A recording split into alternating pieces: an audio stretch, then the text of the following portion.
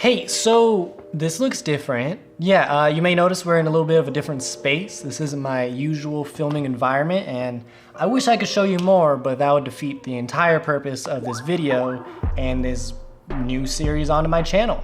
So, what is happening? Why am I in this random location? Well, you're gonna get pretty acquainted with this location because this is my brand new studio. As you may have saw in a recent video, I might have talked about this. I did a little update where I showed you my actual space that I'm in right now. I moved houses. With that, it means that I get a larger space to film now. So I converted a 2-car garage into a fully functioning YouTube video studio. And that's where we're at.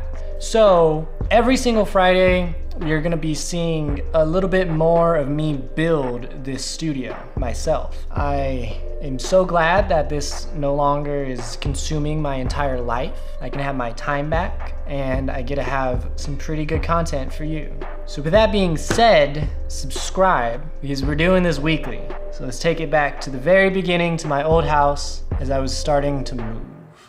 So I am actually moving spaces, getting a different office. So I have to tear down my current office so we can go there. I did a pretty bad job at filming this to begin with, but this is where we are at so far. As you can see, all of the panels on the walls are down, and right now I'm working on consolidating this since I'm still gonna be here for like another day or two and I have to do some work. So it's just gonna be the computer. So, like I said, I have to get my computer to a place where I can actually edit because I had a couple of videos that I needed to get done in the last night that I was there. There's so many cables, so many water bottles, but you know, you gotta stay hydrated out here in the desert. So drink some water. But this room, oh my God, you're gonna see in like 2 seconds. This room is so small. I'm surprised looking back at it that I can manage to be in this room with all of this stuff, and I don't even have that much stuff. The way it looks now, it's completely empty. I don't have that much stuff, but just the room itself makes it look like I have so much. But my way of thinking was, let me get my stabilizer, the Red King, in since it has its own bag, and then let me just fill up my camera bag just as much as possible. Just throw as much things in there as possible. That way, when I'm moving, I know I have all of my valuable things with me in my car, not in a moving truck, and if need be, if anything happens, at least I can make YouTube videos, and at least I can actually make money because I have all of my camera stuff with me.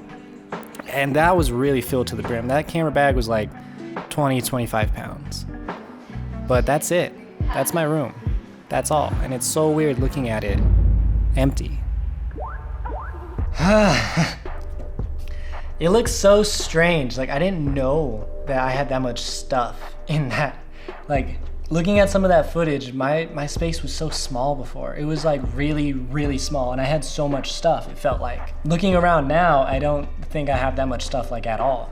But in that small space, it just feels like so much things. But I do a very terrible job at like stopping to talk at the camera, especially when I'm in go mode trying to just get something done. It's a lot easier just to sit the camera up in a corner versus like trying to talk to it. That's where we're at now. So we went from this house and now we're at this house. I wish I filmed what this garage looked like to begin with because there was dressers and just a whole bunch of trash, but I started filming right after we took out all of the beds and the bed frames and stuff like that. So the very first step in getting the studio up and running and converting it from a garage is just cleaning it up, getting rid of all of the trash that the last tenants left behind. And a lot of trash there was, indeed. That is my girlfriend. I don't know if she's actually been introduced onto the videos or not. She's definitely been in quite a few of the videos, but I don't know if you guys caught on that that is actually my girlfriend. So this space has a whole bunch of stuff. I can't reiterate that enough. It has a lot of stuff in here. The space that I am living in actually used to be an Airbnb, so obviously they need a whole bunch of materials on hand to fix anything that someone breaks. This includes like paint, cement for some reason, motor oil for some other reason, tiles, floorboards, extra beds, I guess, I don't know, just a whole bunch of stuff, just in case they need it. And for whatever reason, this garage is where they kept everything, like everything. You can see dresser, random storage units, a broken vacuum, screens, all of this extra stuff that is just like, why is this here? And this was probably one of the harder parts of this build. I knew when I first moved here that I wanted to convert this garage into a studio space. I knew that. But actually getting to the point where I do that is difficult, especially when I have to do all of this extra work, all of this cleanup to even start working on it.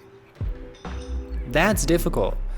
I can't just, wake up one day and bam, I can start working on it. No, I have to clean up, do a whole bunch of extra work, do all of this prep work before I can even start converting it into a workable studio space. But this truck came in handy. It really did. I did not think of this beforehand. I didn't get this truck to load up all of this stuff. This is my girlfriend's truck. We got it to actually move in some materials, went to Home Depot, bought the materials to build a wall. That's what we're doing in the next episode. That's the next part in this series, is building a wall. So obviously you need wall building materials, long studs, drywall, all of that. My car doesn't fit that. My car barely fits my backpack. So having her truck was definitely super useful. Now that all of that trash is out, I finally have a clean slate and I can start just working on converting this space into a studio. So what is the very first step in converting a garage into a studio space, making it basically just in a room? Well, that first step would be taking off the garage door opener. This is making it look a lot less like a garage. If you look at the studio space now, in a couple of weeks when it's done, you're never gonna realize that this is a garage. You don't know that unless you look at it from the outside, because I kept the garage door itself. So you don't know that this is a garage. So I had to take off the garage door opener.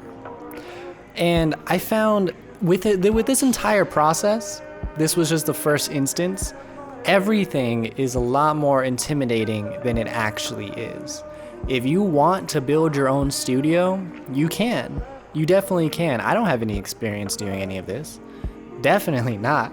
I have zero experience, but here I am doing it. And this garage door opener, taking it down, taking it apart, was a lot more intimidating than it was in reality. You look at it and you think it's all complicated, and it probably is to put it up, but to take it down, it's just a couple of bolts. That's it. There is just a couple of bolts holding it together, holding it to the ceiling, and that's it. So don't be intimidated by a lot of this stuff. If you want to do it too, you definitely can. This was the very last piece in taking down that garage door opener. So now, as we look at the room, it's completely empty, ready to build, ready to put in a wall.